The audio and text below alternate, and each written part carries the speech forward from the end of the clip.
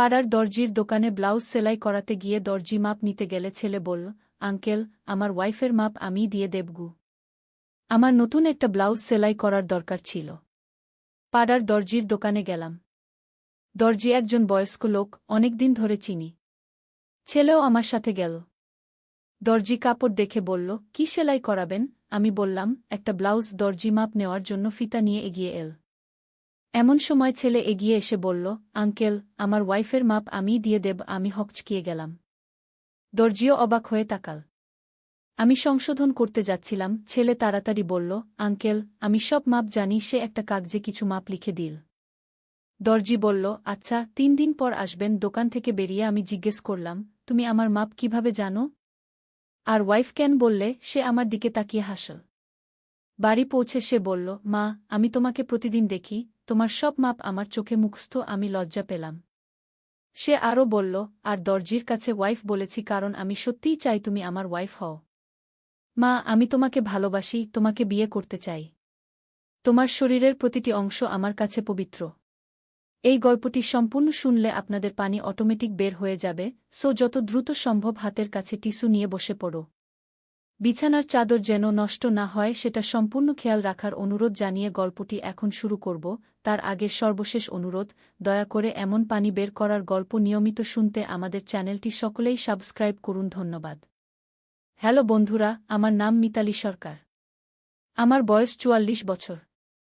আমার স্বামীর নাম রাহুল সরকার, বয়স 46 বছর। আমাদের 2 সন্তান, সুমন আর তন্বী। সুমন 21 বছর বয়সী, বিশ্ববিদ্যালয়ে পড়ে। তন্বী 14 বছর বয়সী, স্কুলে যায়। যাই হোক, আসল ঘটনায় আসি।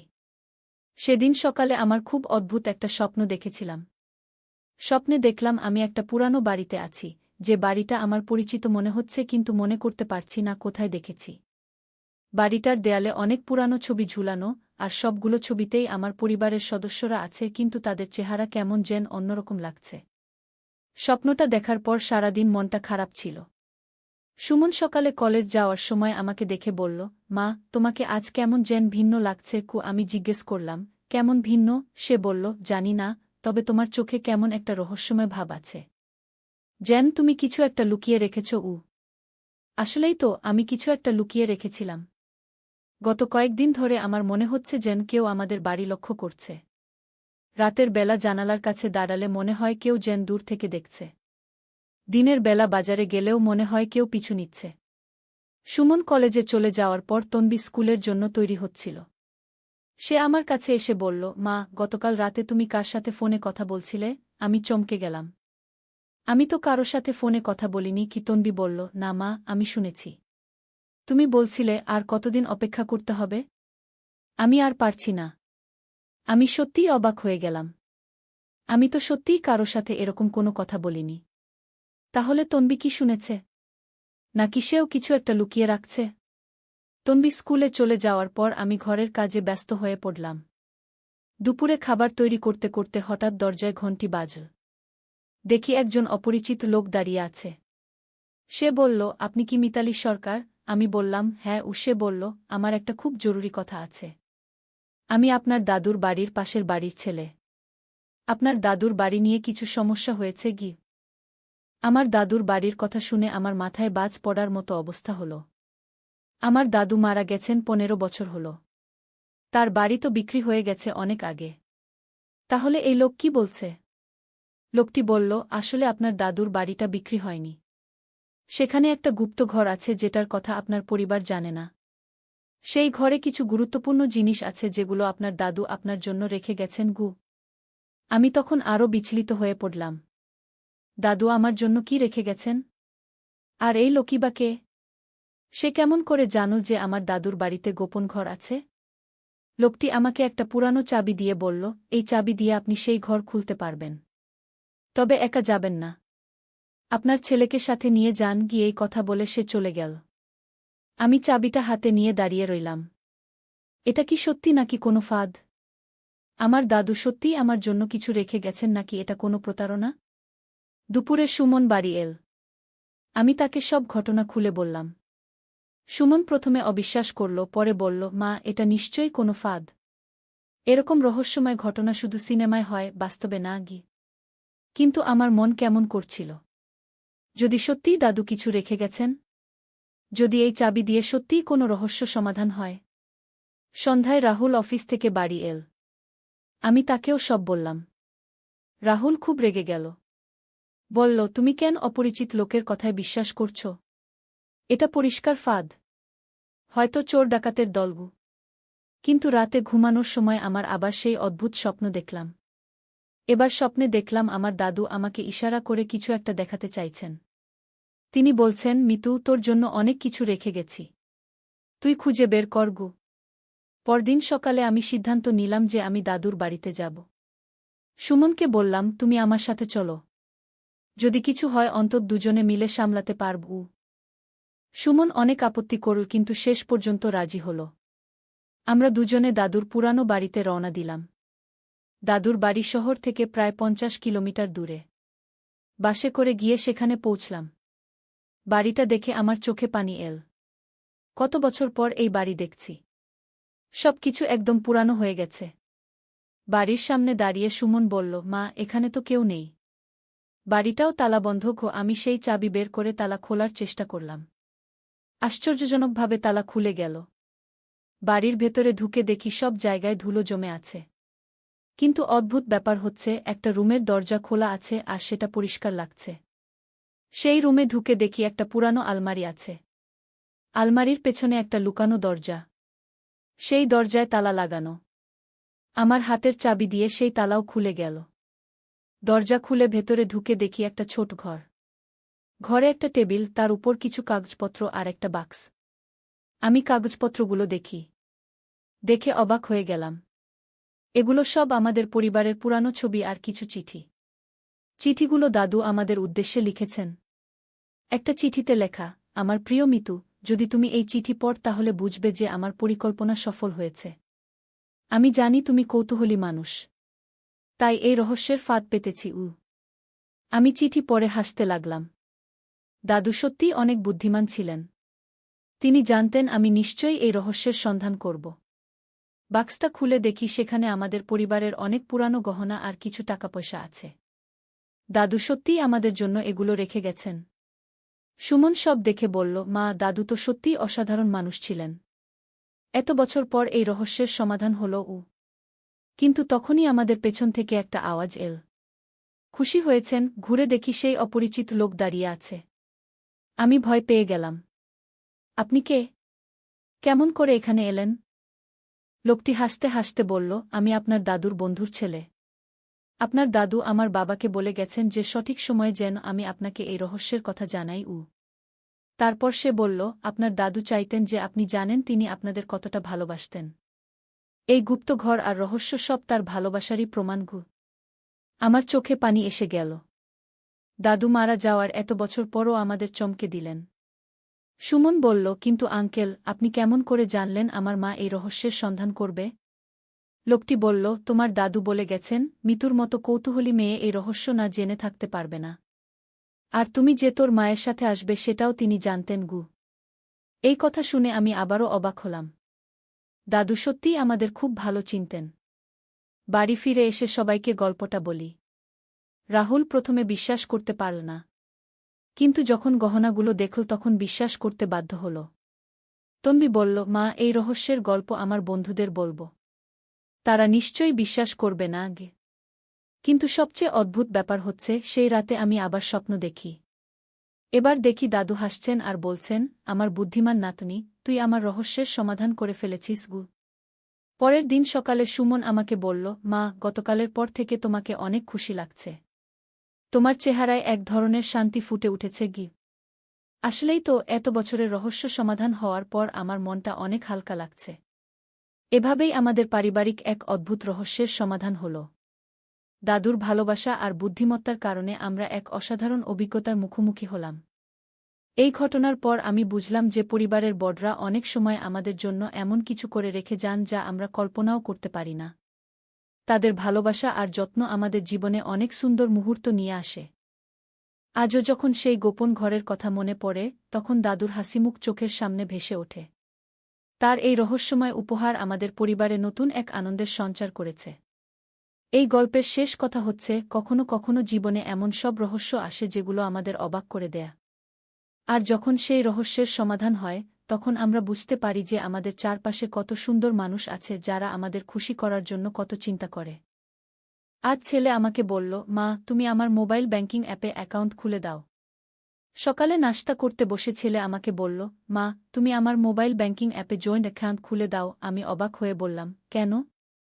তোর একার অ্যাকাউন্ট তো ভালোই চলছে। সে আমার হাত ধরে বলল, কারণ আমি চাই আমাদের সব টাকা পয়সা একসাথে থাকুক। স্বামী স্ত্রীর মতো। আমি চমকে উঠলাম। কি বলছিস তুই? সে আমার চোখের দিকে তাকিয়ে বলল, মা, আমি তোমাকে ভালোবাসি। একজন পুরুষ যেভাবে একজন নারীকে ভালোবাসে। আমি চাই তুমি আমার অ্যাকাউন্ট পার্টনার হও, লাইফ পার্টনার হও। আমি কাঁপতে কাঁপতে বললাম, এসব কি বলছিস? সে আরও কাছে এসে বলল, মা, আমি তোমাকে বিয়ে করতে চাই। আমরা একসাথে নতুন জীবন শুরু করি। তুমি শুধু আমার মা নও, তুমি আমার প্রিয় নারী। মোবাইল স্ক্রিনে ব্যাংক অ্যাপের নোটিফিকেশন এসেই যাচ্ছিল।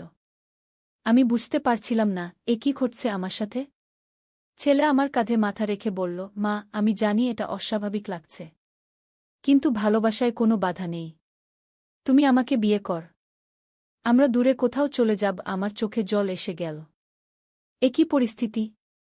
এই গল্পটি সম্পূর্ণ শুনলে আপনাদের পানি অটোমেটিক বের হয়ে যাবে, সো যত দ্রুত সম্ভব হাতের কাছে টিস্যু নিয়ে বসে পড়ো। বিছানার চাদর যেন নষ্ট না হয় সেটা সম্পূর্ণ খেয়াল রাখার অনুরোধ জানিয়ে গল্পটি এখন শুরু করব। তার আগের সর্বশেষ অনুরোধ, দয়া করে এমন পানি বের করার গল্প নিয়মিত শুনতে আমাদের চ্যানেলটি সকলেই সাবস্ক্রাইব করুন। ধন্যবাদ। হ্যালো বন্ধুরা, আমার নাম প্রিয়াঙ্কা সেন। আমার বয়স 40 বছর। আমার স্বামীর নাম রজত সেন, বয়স 43 বছর।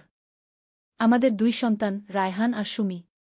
রায়হান 21 বছর বয়সী, ইউনিভার্সিটিতে পড়ে। সুমি 14 বছর বয়সী, হাই স্কুলে যায়। সেদিনের ঘটনাটি আমার মনে আছে যেন কাল রাতের কথা। রায়হান আমার কাছে এসে বলল, আর আমি তো হয়ে গেলাম। কিন্তু হঠাৎ সুমি এসে বলল, মা, ভাইয়া কি বলছে? আমি রায়হানের দিকে তাকিয়ে দেখি সে হাসছে। সে বলল, মা, আসলে আমি একটা নাটকের রিহার্সাল করছি। আমাদের থিয়েটার ক্লাবে একটা নাটক হবে পরের মাসে। এইটা ওই নাটকের ডায়লগ ছিল। তুমি আমার রিয়াকশন দেখে বুঝতে পারছি নাটকটা কেমন হবে। আমি স্বস্তির নিঃশ্বাস ফেললাম। কিন্তু তারপরই রায়হান গম্ভীর হয়ে বলল, আসলে মা, আমার একটা গুরুত্বপূর্ণ কথা আছে। আমি তোমাদের একটা রহস্যের কথা বলতে চাই। কি রহস্য? আমি জিজ্ঞাসা করলাম। মা, তুমি কি জানো আমাদের পুরানো বাড়িটার নিচে একটা গুপ্ত কক্ষ আছে? রায়হান বলল। আমি অবাক হয়ে বললাম, কি বলছিস? কি গুপ্ত কক্ষ? হ্যাঁ মা, আমি গত সপ্তাহে আবিষ্কার করেছি। তুমি জানো তো আমি ইতিহাস নিয়ে পড়ি। আমি আমাদের বাড়ির ইতিহাস নিয়ে রিসার্চ করছিলাম। তখন আমি জানতে পারি যে এই বাড়িটা ব্রিটিশ আমলে একজন জমিদারের ছিল। সেই জমিদার এখানে তার গুপ্ত ধনসম্পদ লুকিয়ে রেখেছিলেন। সুমি উত্তেজিত হয়ে বলল, সত্যি? তাহলে আমরা ধনী হয়ে যাব। রায়হান হেসে বলল, সেটাই দেখতে হবে। কিন্তু আমি একা সেখানে যেতে ভয় পাচ্ছি। তোমরা আমার সাথে আসবে? আমি চিন্তিত হয়ে বললাম, কিন্তু এটা তো বিপজ্জনক হতে পারে। মা, আমি সব ঠিকঠাক খোঁজ নিয়েছি। আর আমার সাথে আমার বন্ধু অভিজিৎ আছে, সে আর্কিটেকচার পড়ে। সে বলেছে এই ধরনের গুপ্ত কক্ষ নিরাপদ হয়। শুধু একটু সাবধান থাকতে হয়। তবু আমার মন মানছিল না। কিন্তু রায়হানের জেদের কাছে হার মানলাম। পরদিন সন্ধ্যায় আমরা সবাই মিলে বাড়ির পিছনের অংশে গেলাম। রায়হান একটা পুরানো ম্যাপ বের করে বলল, এই ম্যাপটা আমি লাইব্রেরি থেকে পেয়েছি। এর মতে গুপ্ত দরজাটা এই দেয়ালের পিছনে। আমরা দেয়ালটা পরীক্ষা করতে লাগলাম। হঠাৎ সুমি একটা ইট চেপে ধরতেই একটা অংশ সরে গেল। আমরা সবাই চমকে গেলাম। ওয়াও! এটা তো সিনেমার মতো! সুমি উল্লাসে চিৎকার করল। ভিতরে একটা সরু সিঁড়ি নিচের দিকে নেমে গেছে। রায়হান টর্চলাইট জ্বালিয়ে প্রথমে নামল। তারপর আমরা সবাই একে একে নামলাম। নিচে নেমে দেখি একটা ছোট কক্ষ। দেয়ালে অনেক পুরানো ছবি ঝুলানো। মেঝেতে একটা কাঠের বাক্স রাখা। এটাই নিশ্চয়ই ধনসম্পদের বাক্স, রায়হান উত্তেজিত হয়ে বলল। কিন্তু বাক্সটা খুলতেই আমরা হতবাক হয়ে গেলাম। সেখানে সোনাদানা নেই, আছে কিছু পুরানো চিঠি আর একটা ডায়েরি। আমি একটা চিঠি হাতে নিয়ে পড়তে লাগলাম। চিঠিটা ছিল ব্রিটিশ আমলের এক স্বাধীনতা সেনানীর। তিনি এই বাড়িতে লুকিয়ে থেকে ব্রিটিশদের বিরুদ্ধে কাজ করতেন। এই গুপ্ত কক্ষটি ছিল তার আস্তানা। ডায়েরিটা খুলে দেখি সেখানে লেখা আছে সেই সময়কার অনেক গুরুত্বপূর্ণ তথ্য। এমনকি কিছু নামও আছে যেগুলো ইতিহাসে খুঁজে পাওয়া যায় না।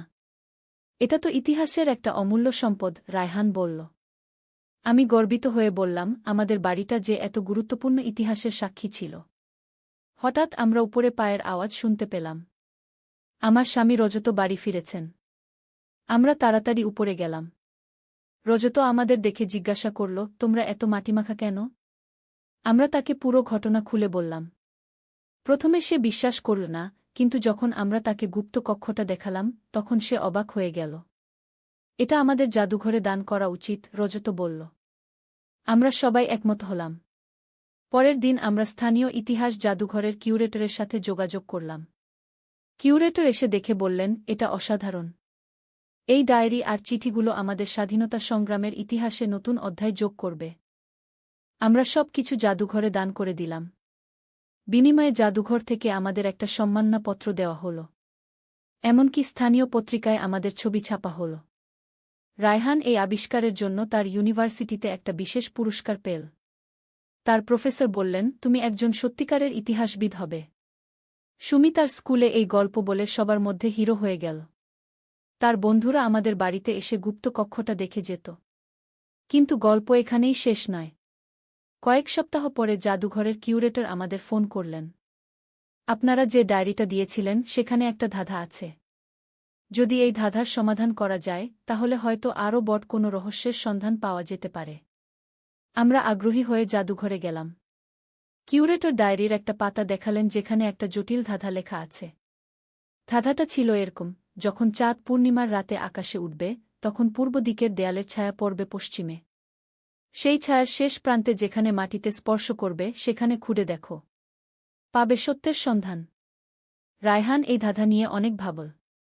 তারপর বলল, মা, আমার মনে হয় এটা আমাদের বাড়ির উঠানের কথা বলছে। পরের পূর্ণিমার রাতে আমরা সবাই মিলে উঠানে গেলাম। ঠিক যেমন ধাঁধায় বলা ছিল, চাঁদের আলো পূর্ব দিকের দেয়ালের ছায়া পড়েছিল পশ্চিম দিকে। আমরা সেই জায়গায় খুঁড়তে লাগলাম। প্রায় 2 ফুট খোঁড়ার পর একটা মাটির হাঁড়ি পেলাম। হাঁড়িটা খুলে দেখি সেখানে কিছু পুরানো মুদ্রা আর একটা ছোট স্বর্ণের মূর্তি রয়েছে। এবার তো সত্যিই আমরা ধনী হয়ে গেলাম, সুমি খুশিতে লাফিয়ে উঠল।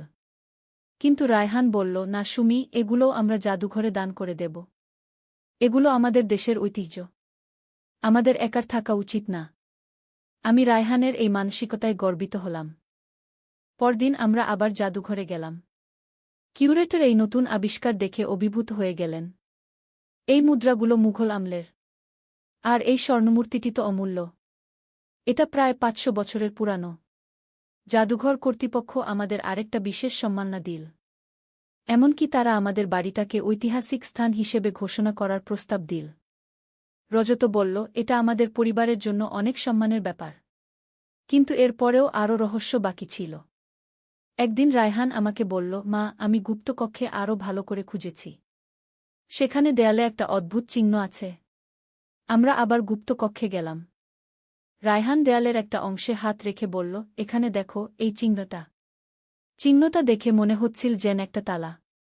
রায়হান চিহ্নটায় চাপ দিতেই একটা গোপন খিলান খুলে গেল। ভিতরে একটা লম্বা গলিপথ। আমরা সাহস করে ভিতরে ঢুকলাম। গলিপথটা অনেক দূর পর্যন্ত গেছে। প্রায় 10 মিনিট হাঁটার পর আমরা একটা বড়হোল ঘরে পৌঁছলাম। সেখানে অনেক পুরানো বই আর পাণ্ডুলিপি রাখা। এটা তো একটা গোপন লাইব্রেরি, রায়হান অবাক হয়ে বলল। আমি একটা বই হাতে নিয়ে দেখি সেটা হস্তলিখিত। খুবই দামি কাগজে লেখা। ভাষাটা পুরানো বাংলা। রায়হান বলল, মা, এগুলো নিশ্চয়ই সেই স্বাধীনতা সেনানীর সংগ্রহ। তিনি ইতিহাসের একজন পণ্ডিত মানুষও ছিলেন। আমরা সেখানে অনেক দুর্লভ বই পেলাম। এমনকি কিছু বিদেশি ভাষার বইও ছিল। এই আবিষ্কারের পর আমাদের বাড়িটা সত্যিই ঐতিহাসিক স্থান হিসেবে ঘোষিত হল। সরকার থেকে আমাদের বাড়িটার যত্ন নেওয়ার জন্য একজন কেয়ারটেকার নিযুক্ত করা হল। আমাদের বাড়িতে এখন প্রতিদিন ইতিহাসপ্রেমী মানুষেরা আসেন। স্কুল কলেজের ছাত্রছাত্রীরা এখানে এসে আমাদের দেশের ইতিহাস সম্পর্কে জানেন। রায়হান এখন ইতিহাস বিভাগে মাস্টার্স করছে। তার স্বপ্ন একজন বিখ্যাত ইতিহাসবিদ হওয়ার। সুমিও এই ঘটনার পর ইতিহাসে খুব আগ্রহী হয়ে উঠেছে। সে বলে, আমিও বড় হয়ে ভাইয়ার মতো ইতিহাস নিয়ে কাজ করব। আমার স্বামী রজত এখন আমাদের বাড়ির ইতিহাস নিয়ে একটা বই লিখছেন। তিনি বলেছেন, আমাদের এই আবিষ্কারের গল্প সবার জানা উচিত। আর আমি গর্বিত যে আমার পরিবার দেশের ইতিহাস সংরক্ষণে অবদান রাখতে পেরেছে। কিন্তু সবচেয়ে মজার ব্যাপার হল, সেই যে শুরুতে রায়হান আমাকে জয়েন্ট অ্যাকাউন্ট খোলার কথা বলেছিল, সেটা আসলে সত্যিই দরকার হয়েছিল। জাদুঘর থেকে আমাদের যে সম্মানী দিয়েছে, সেটা একটা জয়েন্ট অ্যাকাউন্ট রাখতে হয়েছিল যাতে আমাদের পরিবারের সবাই সেই টাকা দিয়ে ইতিহাস গবেষণার কাজে ব্যয় করতে পারি।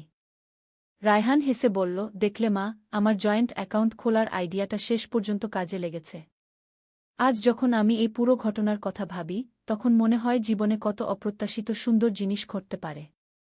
আমরা ভেবেছিলাম শুধু টাকার কথা, কিন্তু পেলাম দেশের ইতিহাসের অমূল্য নিদর্শন। আমাদের পরিবারটা এখন আগের চেয়ে অনেক বেশি একসাথে। আমরা সবাই মিলে ইতিহাস নিয়ে গবেষণা করি, নতুন নতুন জিনিস আবিষ্কার করার চেষ্টা করি। রায়হানের বন্ধু অভিজিৎ এখন আমাদের বাড়ির নিয়মিত অতিথি। সে আর্কিটেকচারের ছাত্র হিসেবে আমাদের বাড়ির গঠন নিয়ে গবেষণা করছে। সুমির স্কুলের বন্ধুরা এখন আমাদের বাড়িকে ট্রেজার হাউস বলে ডাকে। সুমি এই নামে খুশি। আর আমি আর রজত, আমরা বুঝতে পারছি যে আমাদের সন্তানেরা কত মেধাবী আর দেশপ্রেমিক। এই গল্পের মাধ্যমে আমি বুঝেছি যে পরিবারের সবাই যখন একসাথে কোনো ভালো কাজে অংশ নেয়, তখন সেটা শুধু নিজেদের জন্যই ভালো না, সমাজের জন্যও ভালো। আজও যখন আমি আমাদের বাড়ির গুপ্ত কক্ষে যাই, তখন মনে হয় যেন আমি অতীতের সাথে কথা বলছি, সেই স্বাধীনতা সেনানীর আত্মার সাথে। আমার বিশ্বাস, তিনি আমাদের উপর খুশি আছেন যে আমরা তার রেখে যাওয়া ইতিহাসের যত্ন নিচ্ছি। এই ঘটনা আমাদের পরিবারে নতুন এক মাত্রা যোগ করেছে। আমরা এখন শুধু একটা পরিবার নই, আমরা একটা ঐতিহাসিক পরিবার। রায়হান এখন স্থানীয় ইতিহাস সোসাইটির সদস্য। সে নিয়মিত লেকচার দেয় কিভাবে ঘরে বসে ইতিহাসের গবেষণা করা যায়। সুমি তার স্কুলে একটা ইতিহাস ক্লাব চালু করেছে। তারা প্রতি সপ্তাহে আমাদের বাড়িতে এসে মিটিং করে। রজত তার বই লেখা শেষ করেছেন। বইটির নাম দিয়েছেন গুপ্ত কক্ষের রহস্য। প্রকাশক বলেছেন এই বই অনেক জনপ্রিয় হবে। আর আমি এখন স্থানীয় মহিলা সংস্থার সভাপতি। আমি অন্যান্য মহিলাদের উৎসাহিত করি যেন তারাও তাদের বাড়িঘরের ইতিহাস নিয়ে গবেষণা করেন। কয়েক মাস পর আমাদের বাড়িতে আরেকটি চমকপ্রদ ঘটনা ঘটল। একদিন সকালে আমি দেখি আমাদের বাগানে একটি পুরানো কুয়া আছে যেটা আমরা আগে খেয়াল করিনি। কুয়াটা লতাপাতায় ঢেকে ছিল। রায়হান বলল, মা, এই কুয়াটাও নিশ্চয়ই কোনো রহস্য লুকিয়ে আছে। আমরা কুয়াটা পরিষ্কার করতে লাগলাম। কুয়ার ভিতরে পানি ছিল না, বরং একটা সিঁড়ি নিচে নেমে গেছে। এটা তো আরেকটা গুপ্ত পথ, সুমি উত্তেজিত হয়ে বলল। আমরা সিঁড়ি দিয়ে নিচে নামলাম। সেখানে একটা বিশাল ভূগর্ভস্থ কক্ষ। দেয়াল জুড়ে অনেক চিত্রকর্ম আঁকা। রজত বলল, এইগুলো তো অসাধারণ চিত্রকর্ম। এগুলো নিশ্চয়ই সেই জমিদারের আমলের। চিত্রগুলোতে সেই সময়কার মানুষের জীবনযাত্রার ছবি আঁকা ছিল। কৃষক, তাঁতি, কামার, কুমার, সবার ছবি। আমি একটা চিত্র দেখে অবাক হয়ে গেলাম। সেখানে একজন মহিলাকে দেখানো হয়েছে যিনি মানুষদের চিকিৎসা করছেন। এই মহিলাটি নিশ্চয়ই একজন ডাক্তার ছিলেন, আমি বললাম। রায়হান ভালো করে দেখে বলল, হ্যাঁ মা। আর দেখো, এই চিত্রের নিচে কিছু লেখা আছে। আমরা পরে দেখলাম সেখানে লেখা, রানী কমলা দেবী, গ্রামের সেবিকা। মানে এই এলাকায় একজন মহিলা ডাক্তার ছিলেন যিনি গরিব মানুষদের সেবা করতেন, আমি গর্বের সাথে বললাম। সুমি বলল, তাহলে তো আমাদের এলাকার মহিলাদের একটা গৌরবময় ইতিহাস আছে। আমি সিদ্ধান্ত নিলাম এই তথ্যটা আমাদের মহিলা সংস্থায় শেয়ার করব। অন্য মহিলারাও জানুক যে আমাদের পূর্বপুরুষ মহিলারা কত উন্নত ছিলেন। পরের দিন আমি মহিলা সংস্থার মিটিংয়ে এই আবিষ্কারের কথা বললাম। সবাই অবাক হয়ে গেল। সংস্থার সদস্য রীতা বলল, প্রিয়াঙ্কা, এই তথ্য দিয়ে আমরা একটা প্রদর্শনী করতে পারি। আমরা সিদ্ধান্ত নিলাম একটা নারী ইতিহাস প্রদর্শনী করব। আমাদের বাড়িতেই এই প্রদর্শনী হবে। রায়হান আমাদের সাহায্য করল প্রদর্শনীর জন্য তথ্য সংগ্রহ করতে। সে জানতে পারল যে রানী কমলা দেবী শুধু ডাক্তারই ছিলেন না, তিনি একজন শিক্ষিকাও ছিলেন। প্রদর্শনীর দিন অনেক মানুষ এসেছিল। এমনকি পাশের জেলা থেকেও মানুষ এসেছিল। একজন বয়স্ক মহিলা এসে আমাকে বললেন, আমার দাদিমা আমাকে রানী কমলা দেবীর গল্প বলতেন। আমি ভাবতাম ওটা রূপকথার গল্প। এখন তো প্রমাণ পেয়ে গেলেন যে ওটা সত্যি ছিল, আমি বললাম। প্রদর্শনী এত সফল হল যে স্থানীয় টিভি চ্যানেল আমাদের ইন্টারভিউ নিল। আমাদের গল্প সারা দেশে পৌঁছে গেল। কয়েক সপ্তাহ পর ঢাকা থেকে একজন ইতিহাসবিদ আমাদের সাথে দেখা করতে এলেন। তিনি আমাদের আবিষ্কার নিয়ে একটা গবেষণাপত্র লিখবেন বলে জানালেন। রায়হান তার সাথে অনেক আলোচনা করল। ইতিহাসবিদ বললেন, তুমি খুব মেধাবী, তোমার ভবিষ্যৎ উজ্জ্বল। এদিকে সুমি তার স্কুলে ইয়ং হিস্টোরিয়ান পুরস্কার পেল। সে আমাদের পারিবারিক আবিষ্কারের উপর একটা প্রেজেন্টেশন দিয়েছিল। রজতের বই প্রকাশ হওয়ার পর অনেক পাঠক আমাদের বাড়িতে আসতে শুরু করল। আমাদের বাড়ি এখন একটা পর্যটন স্থান হয়ে উঠেছে। আমি সিদ্ধান্ত নিলাম আমাদের বাড়িতে একটা ছোট ক্যাফে খুলব, যেখানে দর্শনার্থীরা চা-নাশতা করতে পারবেন আর আমাদের আবিষ্কারের গল্প শুনতে পারবেন। ক্যাফেটা খোলার পর আমাদের আয় বেড়ে গেল। আমরা সেই আয় দিয়ে আরও ইতিহাস গবেষণায় বিনিয়োগ করলাম। রায়হান এখন একটা ইউটিউব চ্যানেল চালু করেছে যেখানে সে ইতিহাসের গল্প বলে। তার চ্যানেলে হাজার হাজার সাবস্ক্রাইবার। সুমিও তার ভাইয়ার সাথে মাঝে মাঝে ভিডিও বানা। তার স্কুলের বন্ধুরা তাকে ইতিহাসের রানী বলে ডাকে। রজত তার দ্বিতীয় বই লিখছেন। এবারের বিষয় রানী কমলা দেবীর জীবনী। তিনি বিভিন্ন জায়গা থেকে তথ্য সংগ্রহ করছেন। আমি এখন স্থানীয় ইতিহাস কমিটির একজন সদস্য। আমাদের এলাকার অন্যান্য ঐতিহাসিক স্থান খুঁজে বের করা আমার কাজ। গত মাসে আমরা আরেকটি পুরানো বাড়িতে একটা গুপ্ত সুড়ঙ্গ পেয়েছি। সেটা নিয়েও গবেষণা চলছে। আমাদের পরিবারের এই সাফল্য দেখে এলাকার অন্যান্য পরিবারও তাদের বাড়িঘরের ইতিহাস নিয়ে আগ্রহী হয়ে উঠেছে। গত সপ্তাহে আমাদের পাশের বাড়ির রহিম চাচা একটা পুরানো তলোয়ার পেয়েছেন তার মাচার নিচে। সেটাও মুঘল আমলের বলে মনে করা হচ্ছে। আমাদের এলাকা এখন হেরিটেজ ভিলেজ হিসেবে পরিচিত। সরকার এখানে একটা হেরিটেজ মিউজিয়াম বানানোর কথা ভাবছে। আমি যখন এই সব অগ্রগতির কথা ভাবি, তখন মনে পড়ে যায় সেই দিনের কথা যেদিন রায়হান আমাকে জয়েন্ট অ্যাকাউন্ট খোলার কথা বলেছিল। সেদিন আমি ভেবেছিলাম এটা একটা সাধারণ ব্যাংকিং বিষয়। কিন্তু আসলে সেটাই ছিল আমাদের এই অসাধারণ যাত্রার শুরু। আজ আমি বুঝতে পারি যে জীবনে কখন কি ঘটবে তা কেউ জানে না। একটা ছোট ঘটনা থেকে কত বড় পরিবর্তন আসতে পারে। আমাদের পরিবার এখন শুধু আমাদের নিজেদের জন্য নয়, সমাজের জন্য কাজ করছে।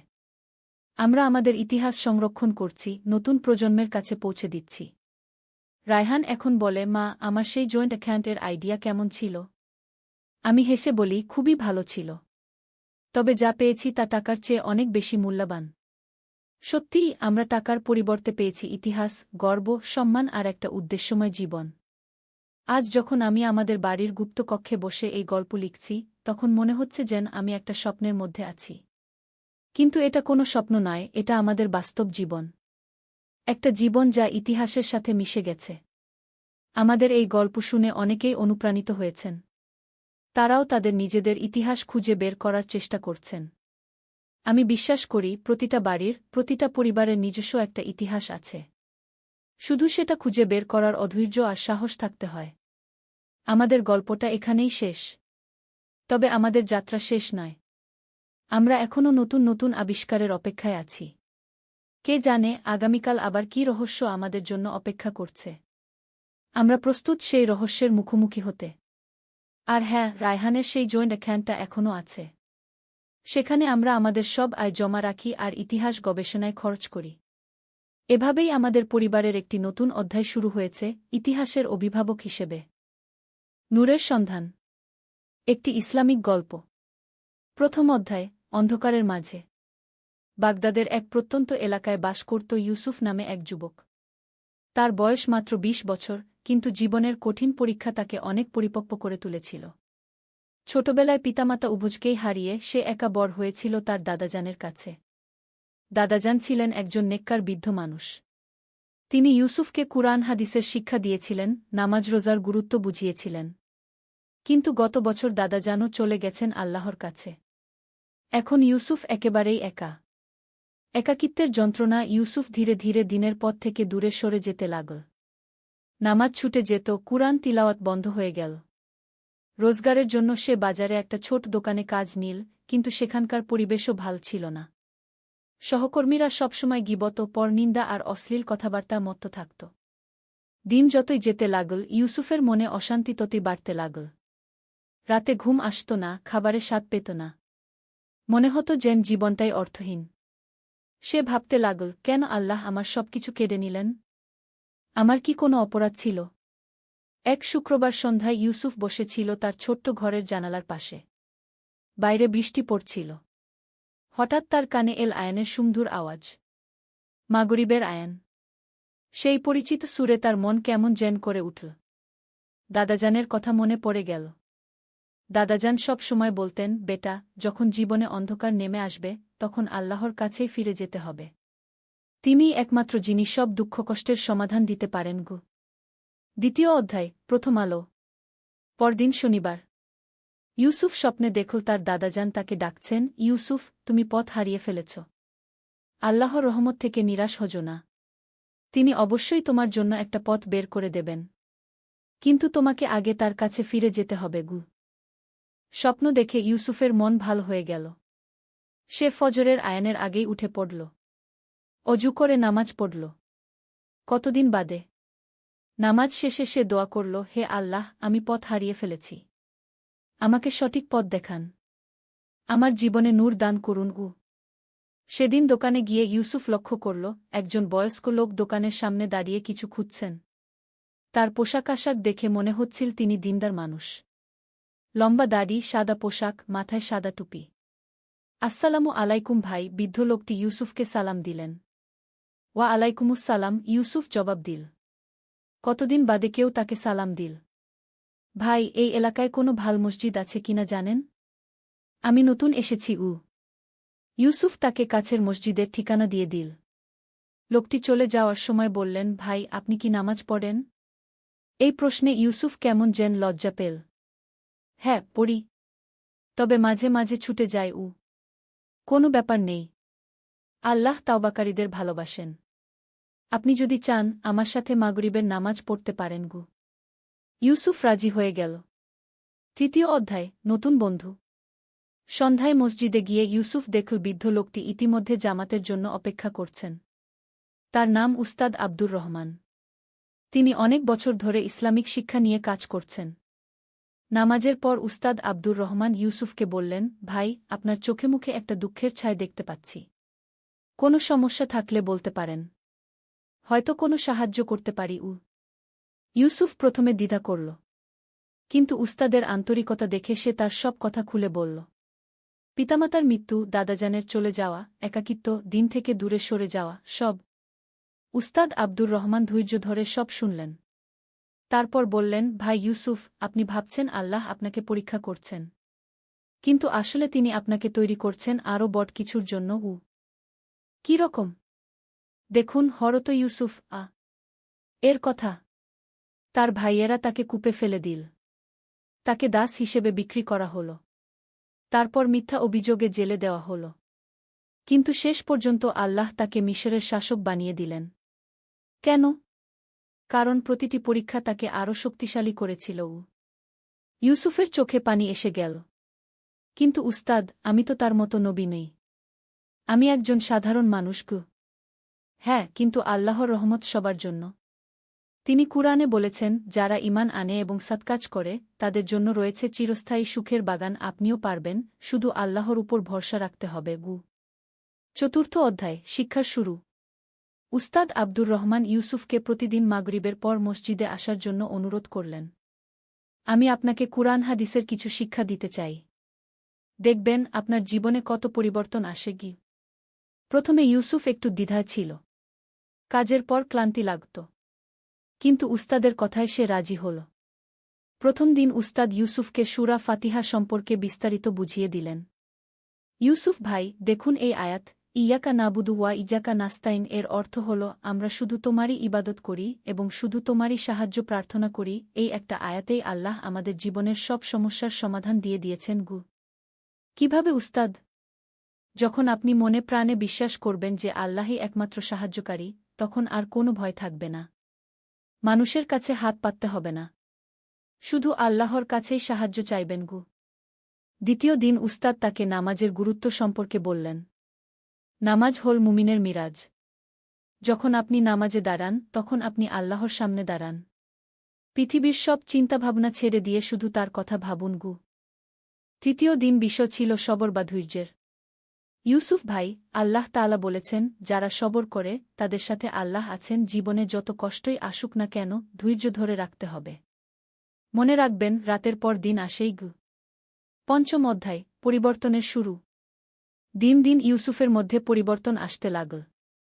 নিয়মিত নামাজ পড়া শুরু করল। ফজরের আয়ানের সাথে সাথেই উঠে যেত। কুরআন তিলাওয়াত করত। উস্তাদের কাছ থেকে শেখা দোয়াগুলো প্রতিদিন পড়ত। দোকানে কাজের সময়ও সে চেষ্টা করত সৎ থাকার। সহকর্মীরা যখন গীবত পরনিন্দা করত, সে সেখান থেকে সরে যেত। কাস্টমারদের সাথে সুন্দর ব্যবহার করত। কারো সাথে ঝগড়া করত না। 1 মাস পর দোকানের মালিক ইউসুফকে ডাকল। ইউসুফ, তুমি কি ইদানিং কোন কোর্স করেছ? না তো, কেন?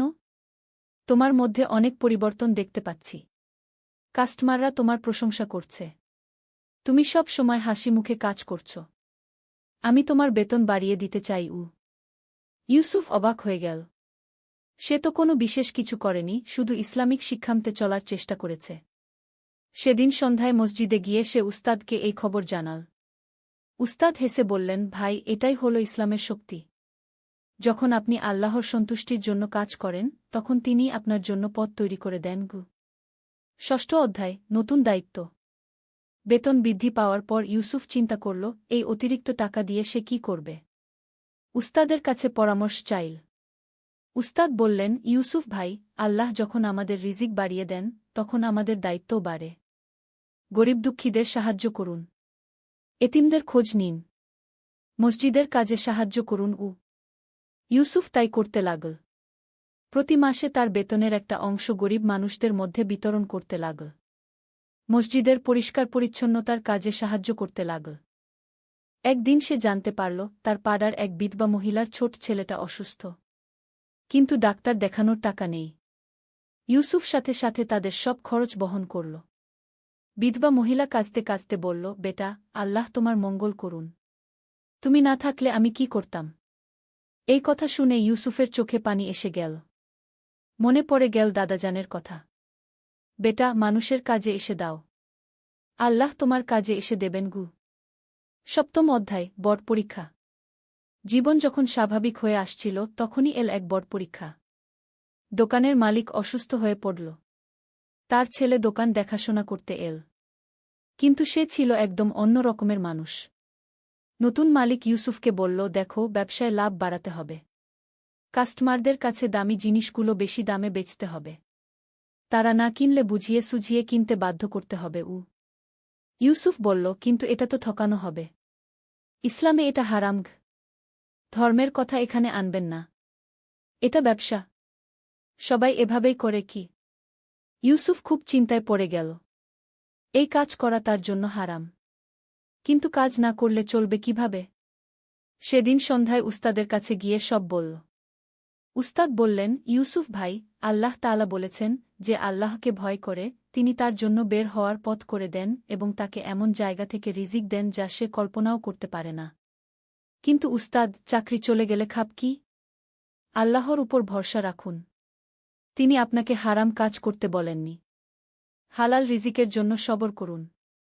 দেখবেন তিনি আরও ভালো কিছু দিয়ে দেবেন। অষ্টম অধ্যায়, ঈমানের পরীক্ষা। পরদিন ইউসুফ দৃঢ়তার সাথে নতুন মালিককে বলল, সর, আমি এই কাজ করতে পারব না। এটা আমার ধর্মীয় বিশ্বাসের বিরুদ্ধে। মালিক রেগে মেগে বলল, তাহলে চাকরি ছেড়ে দাও। আমার এই ধরনের কর্মী দরকার নেই। ইউসুফ মাথা নিচু করে বলল, ঠিক আছে স্যার। সেদিনই তার চাকরি চলে গেল। বাড়িতে এসে ইউসুফ নামাজের জায়নামাজে বসে দোয়া করল। হে আল্লাহ, আমি আপনার সন্তুষ্টির জন্য হারাম কাজ করিনি। এখন আপনি আমার একমাত্র আশ্রয়। আমাকে হালাল রিজিক দান করুন। কয়েকদিন কেটে গেল। ইউসুফ বিভিন্ন জায়গায় চাকরির খোঁজ করল, কিন্তু কোথাও ভালো কিছু পেল না। কিন্তু সে হতাশ হল না। নিয়মিত নামাজ তিলাওয়াত করত। উস্তাদের কাছে গিয়ে দিনের শিক্ষা নিত। 1 সপ্তাহ পর জুমার নামাজ পড়তে গিয়ে ইউসুফ দেখল, মসজিদে এক অচেনা ভদ্রলোক বসে আছেন। নামাজের পর সেই ভদ্রলোক তার কাছে এলেন। ভাই, আমি আপনাকে আগে কোথায় যেন দেখেছি। ইউসুফ মনে করার চেষ্টা করল। তারপর মনে পড়ল, হ্যাঁ স্যার, আমি গত মাসে আপনার দোকানে গিয়েছিলাম কিছু জিনিস কিনতে। হ্যাঁ, মনে পড়েছে। আপনার ব্যবহার খুব ভালো ছিল। আমি হাজি সাহেব, একটা ইম্পোর্ট এক্সপোর্ট ব্যবসা আছে। আপনি কি কাজ করেন? ইউসুফ তার পুরো গল্প বলল। হাজি সাহেব শুনে বললেন, মাশাল্লাহ, ধর্মের জন্য চাকরি ছেড়ে দিয়েছেন। এমন মানুষ এখন খুব কমই আছে। আমার একটা প্রস্তাব আছে গি। নবম অধ্যায়, নতুন সূচনা। হাজি সাহেব ইউসুফকে তার অফিসে নিয়ে গেলেন। সেখানে দেখিয়ে বললেন, দেখুন, আমার ব্যবসা অনেক বড়, কিন্তু সততার সাথে কাজ করার মতো মানুষ পাওয়া কঠিন। আপনি যদি রাজি হন তাহলে আমার সহকারী হিসেবে কাজ করতে পারেন গু। ইউসুফ খুশিতে বলল, অবশ্যই স্যার, কিন্তু আমার একটা শর্ত আছে গি। কি? যদি কোনো কাজ ইসলামের বিরুদ্ধে হয় সেটা আমি করতে পারব না গি। হাজি সাহেব হেসে বললেন, এজন্যই তো আপনাকে নিতে চাচ্ছি। আমিও চাই আমার ব্যবসা সম্পূর্ণ হালাল হোক। আপনি আমাকে সাহায্য করুন। ইউসুফের নতুন জীবন শুরু হল। হাজি সাহেবের সাথে কাজ করতে গিয়ে সে শিখল কিভাবে ইসলামিক নীতিমালা মেনে ব্যবসা করতে হয়। হাজি সাহেব তাকে বিভিন্ন দেশের সাথে ব্যবসার কাজ শেখালেন। কয়েক মাসের মধ্যে ইউসুফ একজন দক্ষ ব্যবসায়ী হয়ে উঠল। তার বেতনও আগের চেয়ে 3 গুণ বেড়ে গেল। কিন্তু সবচেয়ে বড় কথা, সে এমন একটা কাজ পেল যেটা তার ধর্মীয় বিশ্বাসের সাথে সামঞ্জস্যপূর্ণ। দশম অধ্যায়, সমাজসেবার পথে। একদিন হাজি সাহেব ইউসুফকে বললেন, ভাই, আল্লাহ আমাদের ব্যবসায় অনেক বরকত দিয়েছেন। এখন আমাদের উচিত সমাজের জন্য কিছু করা। আপনার কি মতো? ইউসুফ বলল, হ্যাঁ স্যার, আমিও এমনটাই ভাবছিলাম গ। তারা মিলে সিদ্ধান্ত নিলেন একটা দাতব্য সংস্থা গঠন করবেন। তাদের লক্ষ্য হবে এতিম শিশুদের শিক্ষা ও লালনপালন, গরিব পরিবারের সাহায্য এবং যুবকদের দক্ষতা উন্নয়ন। উস্তাদ আব্দুর রহমানও এই কাজে যুক্ত হলেন। তিনি ইসলামিক শিক্ষার বিষয়গুলো দেখাশোনা করতে লাগলেন। 3 মাসের মধ্যে তাদের সংস্থা নূর ফাউন্ডেশন নামে যাত্রা শুরু করল। প্রথম প্রকল্প হিসেবে তারা 500 জন এতিম শিশুর শিক্ষার দায়িত্ব নিলেন। ইউসুফ নিজেই সন্ধ্যায় এই শিশুদের পড়াতে যেতেন। শুধু পার্থিব বিষয় নয়, কুরআন, হাদিস, ইসলামিক আদব কায়দাও শেখাতেন। একদিন একটা ছোট্ট ছেলে তাকে জিজ্ঞেস করল, ভাইয়া, আপনি কেন আমাদের এত সাহায্য করেন? ইউসুফ হেসে বলল, বেটা, আমিও একসময় এতিম ছিলাম। আল্লাহ আমাকে সাহায্য করেছেন। এখন আমারও কর্তব্য তোমাদের সাহায্য করা। একাদশ অধ্যায়, বিপদের মোকাবেলা। কিছু দুষ্ট লোক ইউসুফদের এই কাজ সহ্য করতে পারল না। তারা নানা ধরনের বাধা সৃষ্টি করতে লাগল। একদিন তারা পুলিশে মিথ্যা রিপোর্ট করল যে নূর ফাউন্ডেশন সন্দেহজনক কাজ করছে। পুলিশ এসে তল্লাশি চালাল। ইউসুফ ও হাজি সাহেবকে কয়েক ঘণ্টা জিজ্ঞাসাবাদ করল, কিন্তু কোনো অপরাধ পেল না। বরং পুলিশ অফিসারও তাদের কাজের প্রশংসা করলেন। কিন্তু এই ঘটনায় ইউসুফ খুব মন খারাপ করল। উস্তাদকে বলল, উস্তাদ, আমরা ভালো কাজ করতে গেলেই কেন এত বাধা? উস্তাদ বললেন, ভাই, এটাই দুনিয়ার নিয়ম। যারা সত্যের পথে চলে, শয়তান তাদের বাধা দিতেই থাকে।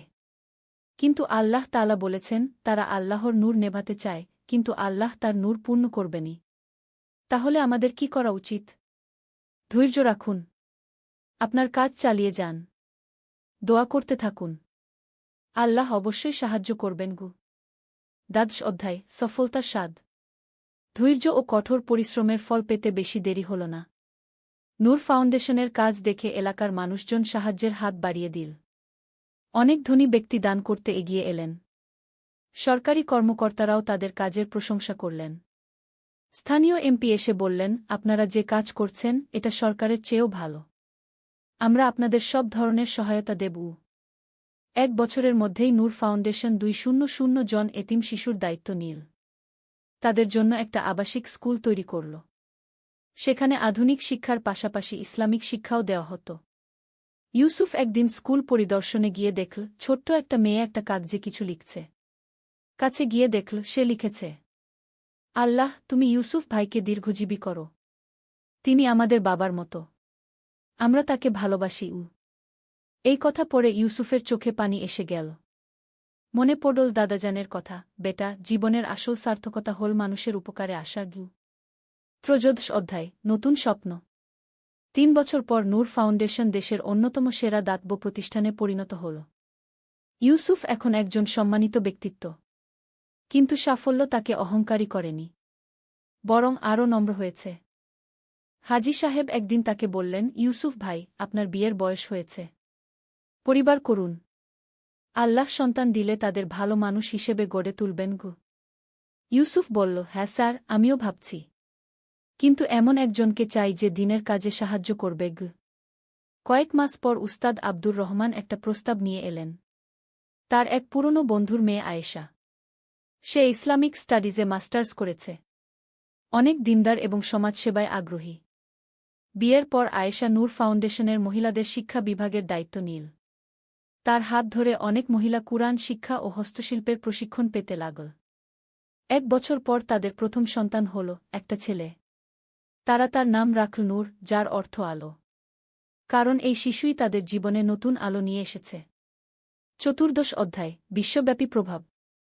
নূর ফাউন্ডেশনের সুনাম দেশের সীমানা পেরিয়ে বিদেশেও পৌঁছে গেল। বিভিন্ন দেশের ইসলামিক সংস্থা তাদের সাথে কাজ করতে আগ্রহ প্রকাশ করল। ইউসুফ ও তার টিম একটা আন্তর্জাতিক সম্মেলনে যোগ দিল। সেখানে তারা তাদের কাজের অভিজ্ঞতা শেয়ার করল। অনেক দেশের প্রতিনিধিরা তাদের পদ্ধতি অনুসরণ করতে আগ্রহ দেখাল। একজন আমেরিকান মুসলিম ব্যবসায়ী ইউসুফকে বললেন, brother, your story is inspiring. Can you help us start something similar in our country? Yusuf রাজি হয়ে গেল। তারা সিদ্ধান্ত নিল নূর ফাউন্ডেশনের আন্তর্জাতিক শাখা খোলার। পরবর্তী 3 বছরে তাদের শাখা খুলল আমেরিকা, কানাডা, ইংল্যান্ড, অস্ট্রেলিয়া এবং মালয়েশিয়ায়।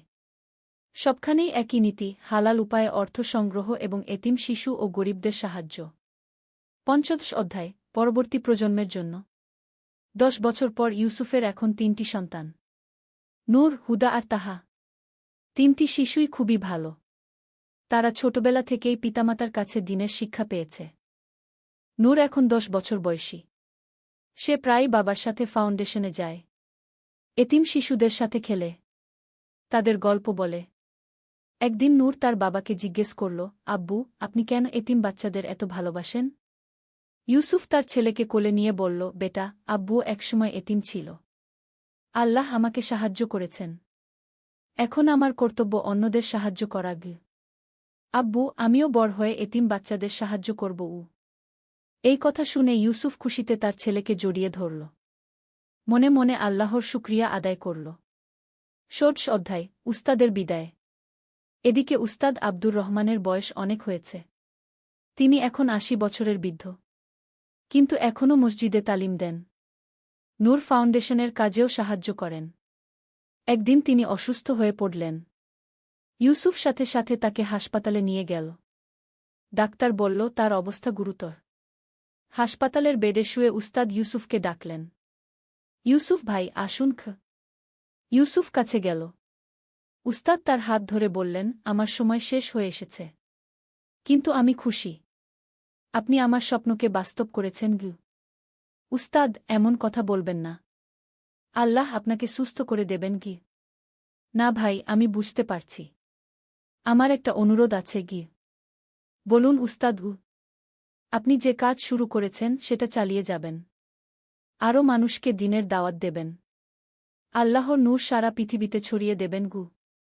3 দিন পর উস্তাদ আব্দুর রহমান ইন্তেকাল করলেন। তার জানাজায় হাজার হাজার মানুষ এসেছিল। সবার চোখে পানি।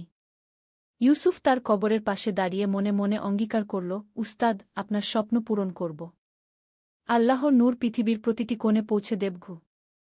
17 অধ্যায়, নতুন উদ্যোগ। উস্তাদের মৃত্যুর পর ইউসুফ আরও দৃঢ়সংকল্প হল। তিনি নতুন কয়েকটি প্রকল্প হাতে নিলেন। প্রথমত, নূর একাডেমিক নামে একটি অনলাইন প্ল্যাটফর্ম চালু করলেন। এখানে বিনামূল্যে ইসলামিক শিক্ষা দেওয়া হয়। কুরআনের তাফসির, হাদিস, ফিকহ, ইসলামিক ইতিহাস সব বিষয়ে কোর্স আছে। দ্বিতীয়ত, নূর পাবলিশিং নামে একটি প্রকাশনা সংস্থা খুললেন। এখানে মানসম্পন্ন ইসলামিক বই প্রকাশ করা হয়। বিশেষ করে শিশু-কিশোরদের জন্য ইসলামিক গল্পের বই। তৃতীয়ত, মুসলিম যুবকদের জন্য দক্ষতা উন্নয়ন প্রোগ্রাম চালু করলেন। এখানে তারা আধুনিক প্রযুক্তি শিখে হালাল উপায়ে আয়ের রাস্তা তৈরি করতে পারে। এইসব কাজে আয়েশাও পূর্ণ সহযোগিতা করল। সে মহিলাদের জন্য আলাদা প্রোগ্রাম চালু করল। 18 অধ্যায়, বিশ্বব্যাপী স্বীকৃতি। ইউসুফের কাজ এখন বিশ্বব্যাপী স্বীকৃত। জাতিসংঘ তাকে গ্লোবাল হিউম্যানিটেরিয়ান অ্যাওয়ার্ড দিয়ে সম্মানিত করল। অনেক বিশ্ববিদ্যালয় তাকে সম্মানসূচক ডক্টরেট ডিগ্রি দিল। কিন্তু ইউসুফের কাছে সবচেয়ে বড় পুরস্কার হল যখন দেখে তার গড়ে তোলা শিশুরা বড় হয়ে ভালো মানুষ হয়েছে। একদিন এক যুবক তার কাছে এল। স্যার, আমি ফারুক। আপনি আমাকে চিনতে পারছেন? ইউসুফ একটু ভেবে বলল, তুমি সেই ফারুক যে 15 বছর আগে আমাদের প্রথম ব্যাচে ছিল? জি হ্যাঁ। আমি এখন একজন ডাক্তার। গরিব মানুষদের বিনামূল্যে চিকিৎসা দিই। এর সব ক্রেডিট আপনার। ইউসুফের চোখে পানি এসে গেল। এই তো তার আসল সফলতা। 19তম অধ্যায়, পরিবারের সাথে সময়। ব্যস্ততার মাঝেও ইউসুফ পরিবারের জন্য সময় বের করত। প্রতিদিন সন্ধ্যায় সবাই মিলে বসে কুরআন তিলাওয়াত করত। শুক্রবার সকালে পরিবার নিয়ে নানা জায়গায় ঘুরতে যেত। নূর এখন 15 বছরের যুবক। সে বাবার মতোই দিনদার এবং সমাজসেবী। স্কুলে সে একটা ইউথ হেল্প গ্রুপ গঠন করেছে। সেখানে সহপাঠীদের নানা সমস্যার সমাধান করে। হুদা 12 বছর বয়সী। সে খুব ভালো কুরআন তিলাওয়াত করে। প্রায় স্থানীয় প্রতিযোগিতায় পুরস্কার জেতে। তাহা সবার ছোট, 8 বছর বয়স। কিন্তু সেও খুব বুদ্ধিমতী। সে আরবি ভাষা শিখছে যাতে সরাসরি কুরআন হাদিস পড়তে পারে। 20 অধ্যায়, জীবনের উপলব্ধি। একদিন ইউসুফ একা বসে চিন্তা করছিল। কতটা পথ এসেছে। পিতামাতার মৃত্যুর পর যখন একা হয়েছিল তখন মনে হয়েছিল জীবনটাই শেষ। কিন্তু আল্লাহ তার জন্য কত সুন্দর পরিকল্পনা করে রেখেছিলেন। সেই যে দিন দাদাজানকে স্বপ্নে দেখেছিল সেদিন থেকে শুরু। উস্তাদ আব্দুর রহমানের সাথে পরিচয়। হাজী সাহেবের চাকরি। তারপর নূর ফাউন্ডেশন। আয়েশার সাথে বিয়ে। সন্তানাদি। এসব কিছুই আল্লাহর পরিকল্পনার অংশ ছিল। তিনি মহান আল্লাহর শুকরিয়া আদায় করলেন। দোয়া করলেন যেন জীবনের শেষ দিন পর্যন্ত এই পথেই থাকতে পারেন। 21তম অধ্যায়, শিক্ষা ও উপদেশ। ইউসুফ প্রায় বিভিন্ন সেমিনার আর সভায় বক্তব্য দিতেন।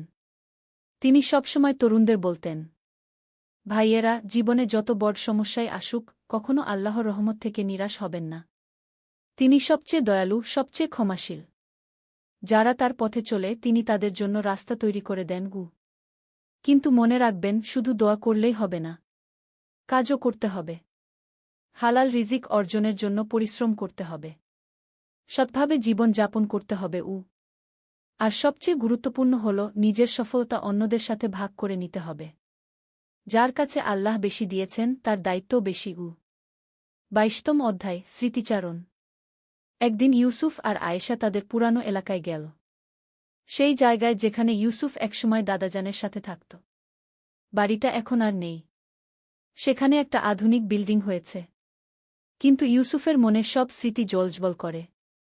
দেখো আয়েশা, এই জানালার পাশে বসে আমি কত রাত কেঁদেছি। ভেবেছি জীবনে আর কোনো আনন্দ নেই। আয়েশা তার স্বামীর হাত ধরে বলল, আলহামদুলিল্লাহ। আল্লাহ আপনার জন্য কত সুন্দর পরিকল্পনা করে রেখেছিলেন। হ্যাঁ। এখন বুঝি দাদাজান কেন বলতেন, আল্লাহর সিদ্ধান্তের উপর ভরসা রাখো। তিনি জানেন কোনটা তোমার জন্য ভালো। তারা সেই পুরানো মসজিদেও গেল যেখানে উস্তাদ আব্দুর রহমানের সাথে প্রথম দেখা হয়েছিল। সেই জায়গায় দাঁড়িয়ে ইউসুফ মনে মনে উস্তাদের জন্য দোয়া করল। 23তম অধ্যায়, ভবিষ্যৎ পরিকল্পনা। এখন ইউসুফের বয়স 40 পেরিয়েছে। কিন্তু তার উৎসাহ এতটুকু কমেনি। তার নতুন স্বপ্ন, নূর ইউনিভার্সিটি স্থাপন। হৃদয়ের আলো। একটি ইসলামিক গল্প। প্রথম অধ্যায়, অন্ধকার থেকে আলোর দিকে। ঢাকার পুরান শহরের সরু গলিতে একটি ছোট্ট দোকানে বসে আছেন আবু সাইদ। তার বয়স 50-এর কাছাকাছি, চুলদাড়িতে পাক ধরেছে। দোকানে বিভিন্ন রকমের বই, তাসবিহ, আতর আর ইসলামিক গ্রন্থাদি সাজানো। কিন্তু আজ তার মন ভারাক্রান্ত। বাবা, আমি আর পারছি না। কাঁদতে কাঁদতে তার সামনে এসে দাঁড়াল তার 21 বছর বয়সী ছেলে রিফাত। বন্ধুরা সবাই আমাকে নিয়ে হাসাহাসি করে। বলে আমার বাবা পুরনো যুগের মানুষ, শুধু ধর্মের বই নিয়ে পড়ে থাকে। আমি লজ্জা পাই বাবাগু। আবু সাইদের চোখ ভিজে উঠল। তিনি জানতেন এই দিন আসবে। আধুনিক যুগে তার ছেলে তার জীবনযাত্রা নিয়ে সংকটে পড়বে। কিন্তু তিনি কখনো ভাবেননি রিফাত এতটা কষ্ট পাবে। বেটা রিফাত, আবু সাইদ তার ছেলের কাঁধে হাত রাখলেন। তুমি জানো তোমার দাদু কে ছিলেন? রিফাত মাথা নাড়ল। জানি বাবা। দাদু ছিলেন একজন বিখ্যাত ব্যবসায়ী। তার অনেক কারখানা ছিল। তা ঠিক। কিন্তু তুমি জানো না যে তোমার দাদু একসময় কি ছিলেন? আবু সাইদ দীর্ঘশ্বাস ফেললেন। আজ তোমাকে একটা গল্প বলি। তোমার দাদুর গল্প। আর সেই সাথে আমার গল্পও। রিফাত কৌতূহলী চোখে বাবার দিকে তাকাল। আবু সাইদ তার চেয়ারে হেলান দিয়ে বসলেন আর শুরু করলেন। দ্বিতীয় অধ্যায়, দাদুর অতীত। তোমার দাদু আব্দুর রহমান যখন তোমার বয়সী ছিল তখন সে ছিল একদম অন্যরকম। পড়াশোনায় ভালো থাকলেও সে ধর্মের ধার ধারত না। নামাজ পড়ত না, কুরআন তেলাওয়াত করত না। এমনকি রমজান মাসে রোজাও রাখত না। তোমার দাদামা মানে আমার দাদু অনেক কষ্ট পেতেন। কিন্তু আব্দুর রহমান কোনো কথা শুনত না। সে বলত, এসব পুরনো যুগের জিনিস। আধুনিক সময়ে এগুলোর দরকার নেই। কলেজ শেষ করে আব্দুর রহমান ঢাকায় এসে চাকরি নিল একটি বহুজাতিক কোম্পানিতে। তার বুদ্ধি আর পরিশ্রমের ফলে খুব তাড়াতাড়ি সে উন্নতি করতে লাগল। কিছু বছরের মধ্যে সে কোম্পানির একজন গুরুত্বপূর্ণ কর্মকর্তা হয়ে গেল। এই সময় আব্দুর রহমানের মন আরও বেশি দুনিয়ার দিকে ঝুঁকে গেল। সে মনে করত টাকাপয়সাই জীবনের সব। ধর্মকর্ম তার কাছে মনে হতো সময়ের অপচয়। রিফাত মনোযোগ দিয়ে শুনছিল। তারপর কি হল বাবা? ধৈর্য রাখো বেটা। গল্পটা এখনো শেষ হয়নি। তৃতীয় অধ্যায়, জীবনের বাঁক। 1985 সালের কথা। আব্দুর রহমান তখন 30 বছরের যুবক। একটি প্রজেক্টের কাজে তাকে যেতে হল সিলেটে। সেখানে একটি বড় দুর্ঘটনা ঘটল। ঢাকা থেকে সিলেট যাওয়ার পথে তাদের বাস একটি গভীর খাদে পড়ে গেল। বাসে যারা ছিল তাদের মধ্যে অনেকেই মারা গেল। আব্দুর রহমান বেঁচে গেল, কিন্তু তার অবস্থা ছিল খুবই খারাপ। হাসপাতালে 3 মাস থাকতে হল তাকে। এই 3 মাস তার জীবনে এক বিপ্লব নিয়ে এল। হাসপাতালের পাশের বিছানা ছিল আব্দুল কাদের নামে এক বৃদ্ধ মানুষ। তার বয়স 70-এর কাছাকাছি। তিনিও সেই দুর্ঘটনা আহত হয়েছিলেন। কিন্তু যেখানে আব্দুর রহমান সারাক্ষণ অভিযোগ করত, সেখানে আব্দুল কাদের সাহেব সব সময় আল্লাহর শুকরিয়া আদায় করতেন। কেন চাচা? একদিন আব্দুর রহমান জিজ্ঞেস করল। এত কষ্টের মধ্যেও আপনি আল্লাহর কাছে কৃতজ্ঞতা প্রকাশ করেন? আব্দুল কাদের সাহেব মিষ্টি হেসে বললেন, বেটা, আল্লাহ আমাকে বাঁচিয়েছেন। এটাই তো কৃতজ্ঞতার বিষয়। যে আল্লাহ আমার জীবন দিয়েছেন তিনিই তো আমাকে এই পরীক্ষায় ফেলেছেন। আমি কেন তার বিরুদ্ধে যাব? এই কথা শুনে আব্দুর রহমানের মনে প্রথমবারের মতো আল্লাহর প্রতি ভালোবাসার বীজ বপন হল। চতুর্থ অধ্যায়, হৃদয়ে আলোর স্পর্শ। আবু সাইদ এক গ্লাস পানি খেয়ে আবার শুরু করলেন। হাসপাতালে থাকার সময় আব্দুল কাদের সাহেব প্রতিদিন তোমার দাদুকে কুরআনের আয়াত শোনাতেন। সহজ ভাষায় বুঝিয়ে বলতেন ইসলামের সৌন্দর্য। একদিন তিনি সূরা বাকারার 285 নং আয়াত পড়লেন। আমানার রাসূলু বিমা উনুইলা ইলাইহি মিন রাব্বিহি। অর্থ, রাসূল তার প্রতিপালকের নিকট থেকে যা অবতীর্ণ হয়েছে তার প্রতি ঈমান এনেছেন এবং মুমিনগণও। এই আয়াত শুনে আব্দুর রহমানের চোখ থেকে অশ্রু ঝরে পড়ল। তার মনে হল যেন আল্লাহ তাআলা সরাসরি তার সাথে কথা বলছেন। চাচা, আব্দুর রহমান কাঁদতে কাঁদতে বলল, আমি এতদিন কি করেছি? আল্লাহর এত সুন্দর বাণী থেকে আমি নিজেকে কেন দূরে রেখেছিলাম? আব্দুল কাদের সাহেব তার মাথায় হাত রেখে বললেন, বেটা, আল্লাহ রাব্বুল আলামিন। তিনি অসীম দয়ালু। যে কেউ তার কাছে ফিরে আসে তিনি তাকে ক্ষমা করে দেন। সেই রাতে আব্দুর রহমান জীবনে প্রথমবারের মতো সত্যিকারের তওবা করল। আল্লাহর কাছে ক্ষমা চাইল তার গত জীবনের সব অন্যায়ের জন্য। রিফাত অবাক হয়ে বলল, তারপর? তারপরের গল্প আরও সুন্দর বেটা। পঞ্চম অধ্যায়, নতুন জীবনের শুরু। হাসপাতাল থেকে সুস্থ হয়ে বের হওয়ার পর আব্দুর রহমান সম্পূর্ণ বদলে গেল। প্রথমে সে তার চাকরি ছেড়ে দিল। সবাই অবাক হয়ে গেল। এত ভালো চাকরি ছেড়ে দিচ্ছে কেন? আব্দুর রহমান বলল, আমি বুঝে গেছি জীবনের আসল উদ্দেশ্য কি। টাকাপয়সা উপার্জন করা নয়, বরং আল্লাহর সন্তুষ্টি অর্জন করা। তবে এর মানে এই নয় যে সে দুনিয়ার কাজ ছেড়ে দিল। বরং সে একটি ছোট ব্যবসা শুরু করল। কিন্তু এবার তার ব্যবসার নিয়ম ছিল আলাদা। প্রথমত, সে কখনো মিথ্যা কথা বলত না। দ্বিতীয়ত, গরিব মানুষদের সাথে তার ব্যবসায় বিশেষ সুবিধা দিত। তৃতীয়ত, তার আয়ের একটি নির্দিষ্ট অংশ সে দান করত। প্রথম দিকে ব্যবসায় লোকসান হল। কিন্তু আব্দুর রহমান হতাশ হল না। সে বলত, আল্লাহ রিজিকদাতা। তিনি চাইলে আমাকে রিজিক দেবেন, না চাইলে দেবেন না। আমি শুধু সততার সাথে চেষ্টা করে যাব। আল্লাহর কুদরত দেখো বেটা। ধীরে ধীরে তার ব্যবসা বাড়তে লাগল। মানুষ তার সততার কথা জানতে পারল। দূরদূরান্ত থেকে মানুষ তার কাছে ব্যবসা করতে আসতও। রিফাতের চোখে এখন আগ্রহের চমক। ওয়াও বাবা! তারপর? ষষ্ঠ অধ্যায়, সমৃদ্ধির পথে। 5 বছরের মধ্যে আব্দুর রহমানের ব্যবসা অনেক বড় হয়ে গেল। কিন্তু সম্পদ বাড়ার সাথে সাথে তার ইবাদতও বাড়ছিল। প্রতিদিন ফজরের নামাজ জামাতের সাথে পড়ত। দোকান খোলার আগে কুরআন তেলাওয়াত করত। জুমার নামাজ কখনো মিস করত না। কিন্তু সবচেয়ে বড় কথা, সে দরিদ্র মানুষদের সাহায্য করত। এতিম বাচ্চাদের পড়াশোনার খরচ দিত। বিধবা মহিলাদের সহায়তা করত। একবার তার এলাকায় বন্যা হল। অনেক মানুষ গৃহহীন হয়ে গেল।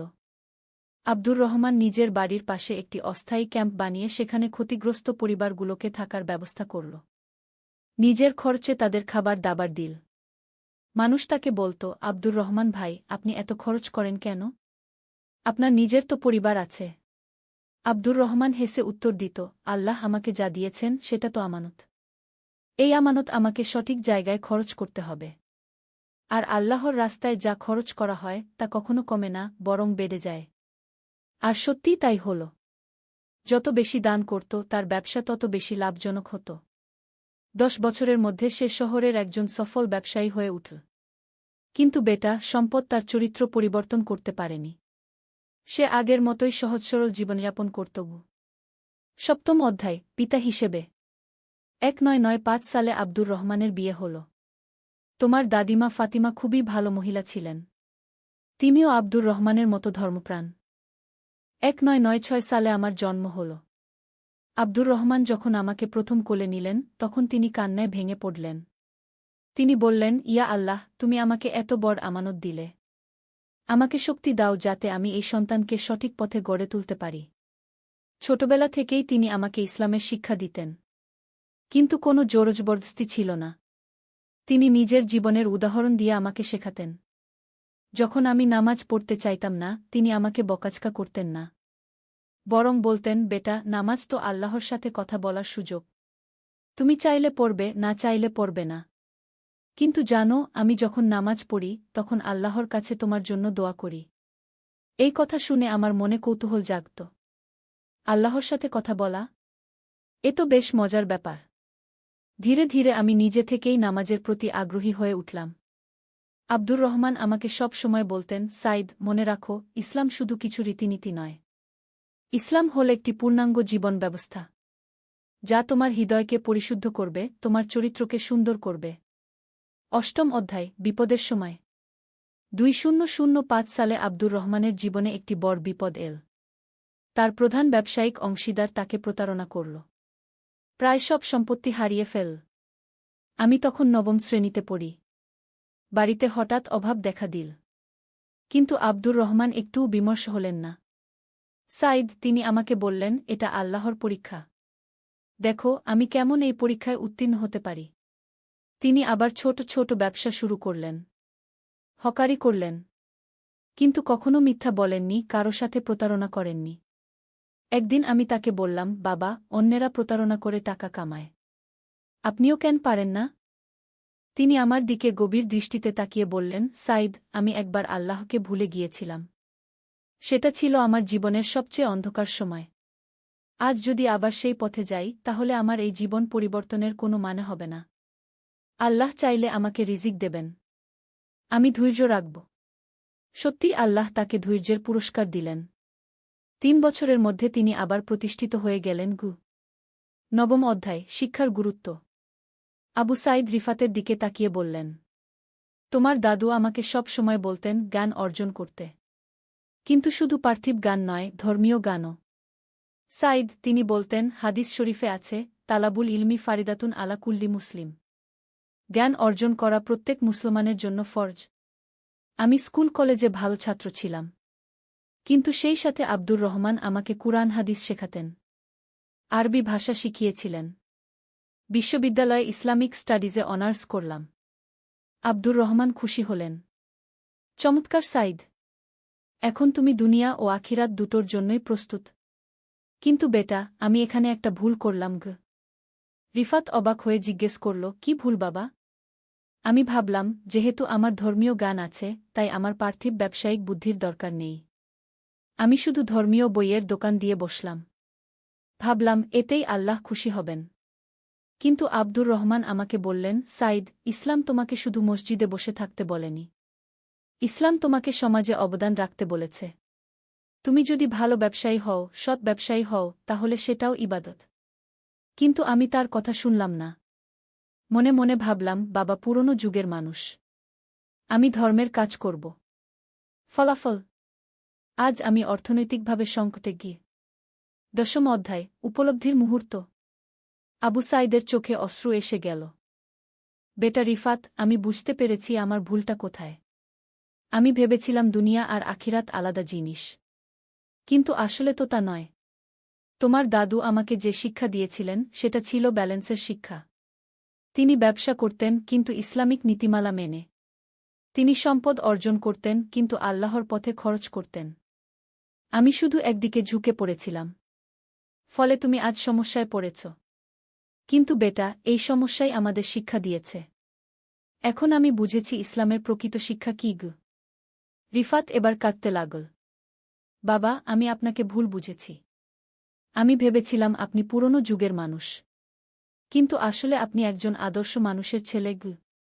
আবু সাইদ রিফাতকে জড়িয়ে ধরলেন। না বেটা, তুমি ভুল বুঝোনি। আমিই ভুল করেছিলাম। আমি তোমাকে ভারসাম্যপূর্ণ জীবনযাত্রা শেখাতে পারিনি গে। এখন কি করব বাবা? এখন আমরা দুজনে মিলে নতুন করে শুরু করব। তোমার দাদুর শেখানো পথে গি। একাদশ অধ্যায়, নতুন শুরু। পরের দিন সকালে আবু সাইদ এবং রিফাত একসাথে ফজরের নামাজ পড়ল।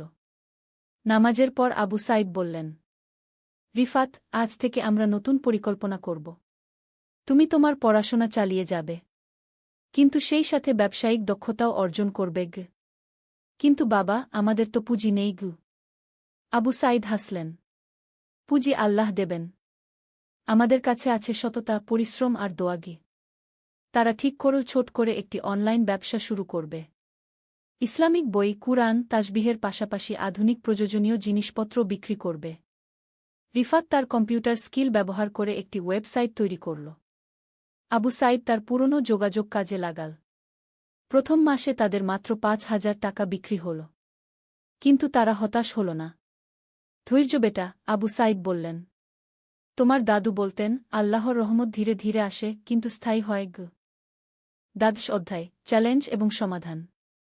3 মাস পর তাদের একটি বড় সমস্যা হল।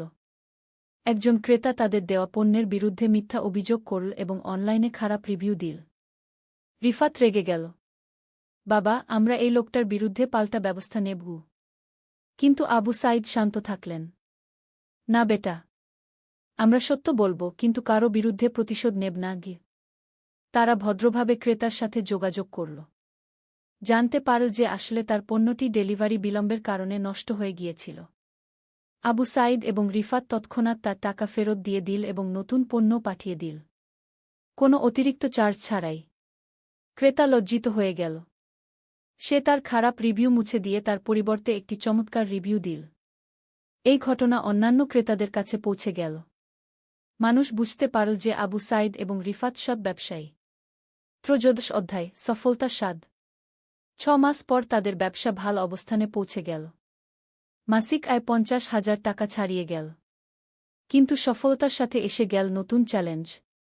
অনেকে তাদের পরামর্শ দিল, আরও লাভের জন্য কিছু কোয়ালিটি কমিয়ে দাও। ভোক্তাদের কিছু লুকিয়ে রাখো গো। প্রতিযোগীদের বিরুদ্ধে গুজব ছড়াও। কিন্তু আবু সাইদ এবং রিফাত এসব পরামর্শ মানল না। বেটা, আবু সাইদ রিফাতকে বললেন, মনে রেখো, আমাদের সফলতা আল্লাহর রহমত। যদি আমরা হারাম পথে পা বাড়াই তাহলে এই রহমত চলে যাবে গু। তারা তাদের নীতিতে অটল রইল। সততা, স্বচ্ছতা আর গুণগত মান, এই 3টি বিষয়ে কখনো আপস করল না। আল্লাহ তাদের এই সততার পুরস্কার দিলেন। 1 বছরের মধ্যে তাদের ব্যবসা শহরের পরিচিত ব্র্যান্ডে পরিণত হল। চতুর্দশ অধ্যায়, সামাজিক দায়বদ্ধতা। ব্যবসা ভাল চলতে শুরু করার পর আবু সাইদ রিফাতকে বললেন, এখন আমাদের সামাজিক দায়িত্ব পালনের সময় এসেছে। তোমার দাদু যেমন করতেন তারা তাদের লাভের একটি অংশ দিয়ে এলাকার গরিব ছেলেমেয়েদের বইখাতা কিনে দিতে লাগল। প্রতি রমজানে ইফতার বিতরণ করতে লাগল। রিফাত প্রথমে ভেবেছিল এতে তাদের লোকসান হবে, কিন্তু দেখল যে উল্টো তাদের ব্যবসা আরও বাড়ছে। বাবা, এটা কিভাবে সম্ভব? আবু সাঈদ হেসে বললেন, বেটা, কুরআনে আল্লাহ বলেছেন, যারা আল্লাহর পথে খরচ করে তাদের উদাহরণ হল একটি শস্যদানার মতো, যা থেকে 7টি শীষ জন্মে, প্রতিটি শীষে 100 দানা। এটাই আল্লাহর গ্যারান্টি গু। পঞ্চদশ অধ্যায়, আধ্যাত্মিক উন্নতি। ব্যবসার পাশাপাশি আবু সাঈদ এবং রিফাত দুজনেই তাদের আধ্যাত্মিক উন্নতির দিকেও মনোযোগ দিল। প্রতিদিন ফজরের পর তারা একসাথে কুরআন তিলাওয়াত করত, হাদিস পড়ত, ইসলামিক বিষয়ে আলোচনা করত। রিফাত আবিষ্কার করল যে ধর্মের সাথে আধুনিক জীবনযাত্রার কোনো বিরোধ নেই, বরং ইসলাম তাকে আরও সুন্দরভাবে জীবন যাপন করতে শিখিয়েছে। বাবা, একদিন সে বলল, আমি এখন বুঝতে পারছি দাদুর শিক্ষার গুরুত্ব। ইসলাম শুধু ব্যক্তিগত ধর্ম নয়, এটি একটি পূর্ণাঙ্গ জীবন ব্যবস্থা গু। আবু সাঈদ খুশি হয়ে বললেন, আলহামদুলিল্লাহ। তোমার দাদু যদি জীবিত থাকতেন তাহলে আজ কত খুশি হতেন। ষোড়শ অধ্যায়, সম্প্রদায়ের নেতৃত্ব। 2 বছর পর আবু সাঈদ এবং রিফাত এলাকার মানুষের কাছে অনুকরণীয় হয়ে উঠেছিল। অনেক যুবক তাদের কাছে ব্যবসার পরামর্শ নিতে আসত। তারা একটি যুব সংগঠন গড়ে তুলল। এই সংগঠনের মাধ্যমে তারা এলাকার যুবকদের উৎপাদনশীল কাজে যুক্ত করতে লাগল। প্রতি সপ্তাহে তারা একটি আলোচনা সভার আয়োজন করত। এখানে ইসলামিক শিক্ষার পাশাপাশি ব্যবসা, প্রযুক্তি এবং সমাজসেবার বিষয়ে আলোচনা হতো। অনেক পথভ্রষ্ট যুবক এই সংগঠনে যুক্ত হয়ে সঠিক পথ খুঁজে পেল। কেউ কেউ নিজের ছোট ব্যবসা শুরু করল। রিফাত দেখল যে মানুষের উপকার করতে পারার মধ্যে অসীম আনন্দ আছে। এই আনন্দ টাকা পয়সার চেয়ে অনেক গুণ বেশি। সপ্তদশ অধ্যায়, পারিবারিক সুখ। 3 বছর পর রিফাতের বিয়ে হল। সে একটি ধর্মপ্রাণ পরিবারের মেয়ে আয়েশাকে বিয়ে করল। আয়েশাও রিফাত এবং আবু সাঈদের আদর্শে অনুপ্রাণিত হল। সে পারিবারিক ব্যবসায় যুক্ত হল এবং মহিলাদের জন্য আলাদা বিভাগ খুলল। পরের বছর রিফাত এবং আয়েশার একটি পুত্র সন্তান হল। নাম রাখা হল আব্দুর রহমান, দাদুর নামে। যখন আবু সাঈদ তার নাতিকে প্রথম কোলে নিলেন, তিনি কেঁদে ফেললেন। বাবা, কাঁদছেন কেন? রিফাত জিজ্ঞেস করল। আনন্দের অশ্রু বেটা। তোমার দাদু আব্দুর রহমানের স্বপ্ন পূরণ হয়েছে। আমরা একটি ইসলামী পরিবার গড়ে তুলতে পেরেছি গু। অষ্টাদশ অধ্যায়, শিক্ষার বিস্তার। 5 বছর পর তাদের ব্যবসা এত বড় হয়েছিল যে তারা একটি শিক্ষা প্রতিষ্ঠান স্থাপনের কথা ভাবতে পারল।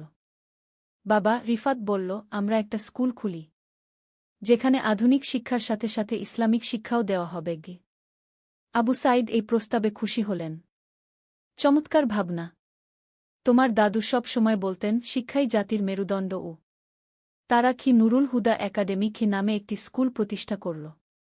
এই স্কুলের বিশেষত্ব ছিল আধুনিক বিজ্ঞান এবং ইসলামিক শিক্ষার সমন্বয়। চরিত্র গঠনের উপর বিশেষ জোর। গরিব ছাত্রদের জন্য বিনামূল্যে শিক্ষা, ব্যবহারিক দক্ষতা শেখানো। স্কুলটি খুব তাড়াতাড়ি এলাকার সেরা শিক্ষা প্রতিষ্ঠানে পরিণত হল। 19 অধ্যায়, প্রজন্মের ধারাবাহিকতা। 10 বছর পর আবু সাঈদের নাতি আব্দুর রহমান 5 বছর বয়সী হয়েছে। সে খুবই বুদ্ধিমান এবং কৌতূহলী। একদিন সে আবু সাঈদকে জিজ্ঞেস করল, নানাজান, আপনি সব সময় আল্লাহর কথা বলেন কেন?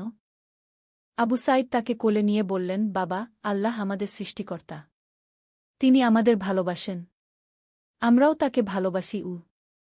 কিন্তু নানাজান, আমি তো আল্লাহকে দেখতে পাই না গি। আবু সাঈদ হেসে বললেন, বাবা, তুমি বাতাস দেখতে পাও না গি? কিন্তু বাতাস আছে তো। তোমার শ্বাসপ্রশ্বাসে বাতাস। আল্লাহ তেমনি আছেন। তিনি সবখানে, আমাদের হৃদয়ে গু। ছোট্ট আব্দুর রহমান মাথা নাড়িয়ে বুঝার চেষ্টা করল। রিফাত এই দৃশ্য দেখে মুগ্ধ হল। সে বুঝতে পারল যে আবু সাঈদ তার নাতির মধ্যে সেই একই বীজ বপন করছেন, যা একসময় আব্দুর রহমান বপন করেছিলেন তার মধ্যে। 20 অধ্যায়, পূর্ণতার দিকে। আজ রিফাত 30 বছর বয়সী একজন সফল মানুষ। তার ব্যবসা, তার পরিবার, তার সমাজসেবা, সব কিছুতেই সে সফল। কিন্তু সবচেয়ে বড় কথা, সে একজন ভাল মুসলমান। প্রতিদিন 5 ওয়াক্ত নামাজ পড়ে, কুরআন তেলাওয়াত করে, জাকাত দেয়, হজ্জ করেছে। তার স্ত্রী এবং সন্তানকে নিয়ে একটি আদর্শ মুসলিম পরিবার গড়েছে। আবু সাঈদ আজ ৭০ বছর বয়সী। তিনি তার জীবনের সন্ধ্যাবেলায় দেখতে পাচ্ছেন যে আল্লাহ তার পরিবারকে কি সুন্দরভাবে হেদায়েত দান করেছেন। একদিন সন্ধ্যায় তিনজন, আবু সাঈদ, রিফাত এবং ছোট্ট আব্দুর রহমান, একসাথে বসে আছেন দোকানে। আবু সাঈদ বললেন, রিফাত, জানো আজ আমি কৃতজ্ঞ। কেন বাবা? কারণ আল্লাহ আমাদের পরিবারে এমন একটি ধারাবাহিকতা দিয়েছেন। তোমার দাদু আব্দুর রহমান পথভ্রষ্ট অবস্থা থেকে ফিরে এসে আমাকে সঠিক পথ দেখিয়েছেন। আমি কিছু ভুল করলেও শেষ পর্যন্ত সঠিক পথে ফিরেছি। আর তুমি আমার চেয়েও ভালো। রিফাত বিনীতভাবে বলল, বাবা, এসব আল্লাহর রহমত। ঠিক বলেছ। আর এখন আমাদের দায়িত্ব হল এই ছোট্ট আব্দুর রহমানকে সঠিক পথে গড়ে তোলা। ছোট্ট আব্দুর রহমান তার নানাজানের কোলে মাথা রেখে মিষ্টি হাসি দিল। ২১তম অধ্যায়, গল্পের শিক্ষা। এই হল আমাদের পারিবারিক ইতিহাস বেটা, আবু সাঈদ রিফাতের দিকে তাকিয়ে বললেন। এখন বুঝতে পারছ তোমার দাদুর গল্পের মানে? রিফাত নিঃশব্দে মাথা নাড়ল। তার চোখে এখন অন্যরকম দ্যুতি। বাবা, আমি এতদিন ভুল বুঝেছিলাম। আমি ভেবেছিলাম ধর্ম মানে পুরনো যুগের জিনিস। কিন্তু আসলে ইসলাম তো সব যুগের জন্য। একদম ঠিক বেটা। ইসলাম একটি পূর্ণাঙ্গ জীবন ব্যবস্থা।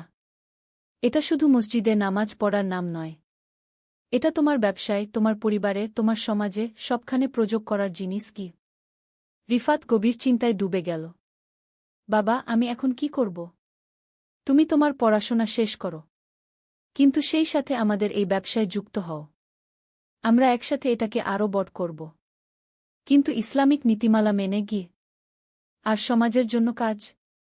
সেটা তো করতেই হবে। তোমার দাদু বলতেন, যারা মানুষের উপকার করে, আল্লাহ তাদের উপকার করেন। ২২তম অধ্যায়, ভবিষ্যতের স্বপ্ন। রিফাত এবার উজ্জীবিত হয়ে উঠল। বাবা, আমার একটা পরিকল্পনা আছে। কি? বলো।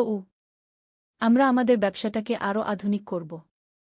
অনলাইনে এর বিস্তার ঘটাব। কিন্তু সব সময় ইসলামিক নীতিমালা মেনে চলব। চমৎকার! আর আমি চাই আমাদের সেই যুব সংগঠনটাকে আরও বড় করতে, যাতে দেশের অন্যান্য জেলাতেও এর শাখা খোলা যায়। আবু সাঈদের মুখে খুশির হাসি ফুটে উঠল। রিফাত, তুমি তোমার দাদুর যোগ্য নাতি। আল্লাহ তোমার মনে এই ভালো চিন্তা দিয়েছেন। বাবা, আমি প্রমিস করছি, আমি আর কখনো ইসলামকে পুরনো যুগের জিনিস ভাবব না। আমি এটাকে আমার জীবনের সব ক্ষেত্রে প্রয়োগ করার চেষ্টা করব। আবু সাঈদ রিফাতকে জড়িয়ে ধরলেন। পিতাপুত্রের এই মিলনে যেন আব্দুর রহমানের আত্মা খুশি হয়ে উঠল। ২৩তম অধ্যায়, নতুন যাত্রা শুরু। পরের দিন থেকেই রিফাত এবং আবু সাঈদ নতুন উদ্যমে কাজ শুরু করল। রিফাত তার বন্ধুদের কাছে গিয়ে সত্য কথা বলল। বন্ধুরা, আমি এতদিন ভুল পথে ছিলাম। আমার বাবা পুরনো যুগের মানুষ নন। তিনি একজন আদর্শ মানুষ। আমি তার মতো হতে চাই। শুরুতে অনেকে হেসেছিল। কিন্তু রিফাতের জীবনের পরিবর্তন দেখে তারা ভাবতে শুরু করল। রিফাত এখন নিয়মিত নামাজ পড়ে, কিন্তু সেই সাথে পড়াশোনা এবং ব্যবসায়ও মনোযোগী। তার চেহারায় এক অন্যরকম প্রশান্তি দেখা যায়। কয়েক মাসের মধ্যে রিফাতের বেশ কিছু বন্ধুও তার পথ অনুসরণ করতে শুরু করল। তারা বুঝতে পারল যে ইসলাম মানে জীবনের উন্নতি, পিছিয়ে পড়া নয়। ২৪তম অধ্যায়, পরিণতি। ১ বছর পর রিফাত এবং আবু সাঈদের ব্যবসা এখন একটি সফল প্রতিষ্ঠানে পরিণত হয়েছে। তাদের আছে একটি আধুনিক অনলাইন প্ল্যাটফর্ম, দেশের ৫টি জেলায় শাখা, ৫০ জন কর্মচারী, প্রতি মাসে লাখ টাকার বিক্রয়। কিন্তু সবচেয়ে বড় কথা, তাদের সততার জন্য মানুষ তাদের শ্রদ্ধা করে।